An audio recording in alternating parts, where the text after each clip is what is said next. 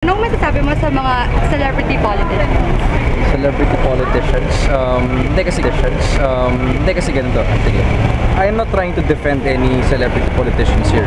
Pero kasi we have this perception about celebrity politicians na parang alimbawa, kunyari si Erap, ganyan. Parang ang daming nagsasabing masamang bagay kay Erap kasi dahil lang porket artista siya, deserving ba siya maging president or maging politician. Kasi parang yung kasalanan ng isa, hindi mo pwedeng i-apply sa lahat kasi that's a logical fallacy. Halimbawa, kung hindi maganda yung ginawa ng isang celebrity politician, it does not follow na lahat ng celebrity na maging politicians, ganun na yung tingin sa kanila. Kasi tingin natin sa kanila ngayon, ganun parang ayaw ng taong maging politician isang celebrity which is mali. Parang bigyan din natin sila ng chance. I mean, look beyond his showbiz image or identity. Kasi kung credible naman siya or educated naman siya enough, pwede naman siya mag-serve.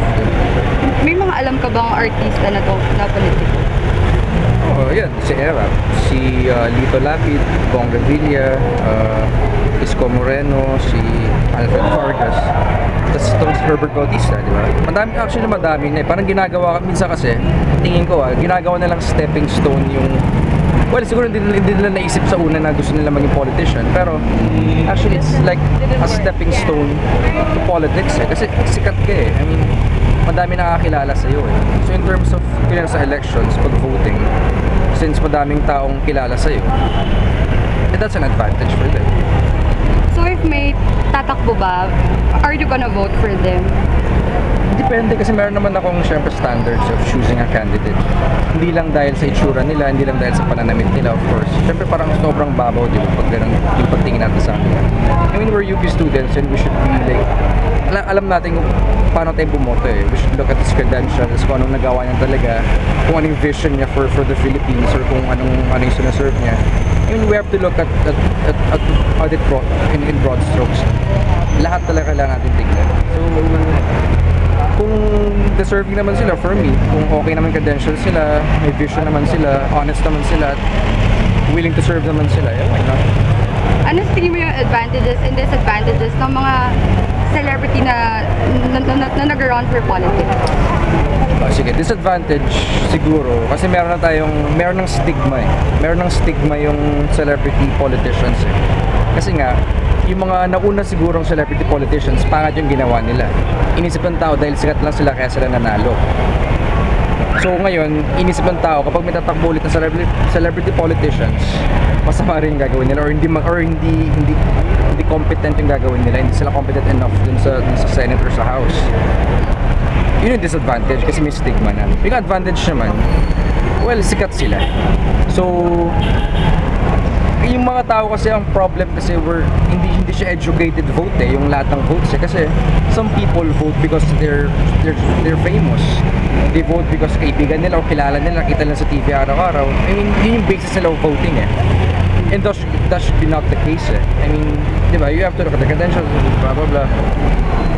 Yun hindi nangyayari. Pero advantage pa rin ng celebrity yun kasi sikat sila. So, kinukuha nila yung parang appeal to the masses, parang ganun. Kaya sila nananalo, yun advantage nila. So kailangan na lang nilang galingan kasi pinili sila ng tao. Alam naman natin lahat na you're an actor from GMA7. Naka-apekto ba yun sa pagkapanalo mo as USC counselor? Why or why not? Siguro, hindi ko alam.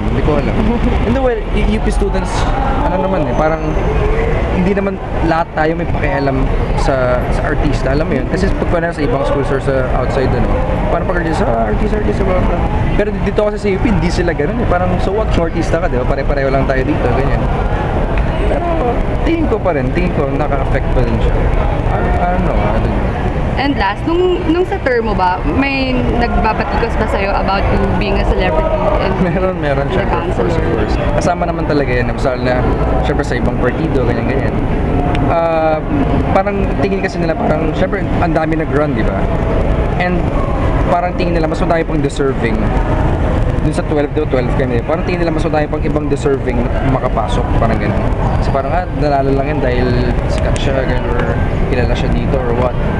Hindi na ganun siya sabi nila. kasama talaga siya. May mga kasama, hindi mo naman, you cannot please everybody. Parang there are really people who will try to bring you down. I mean, that's politics. It's part of it. Siraan, yung mga ganyan. It's part of it. It's politics. Okay, thank you. Okay.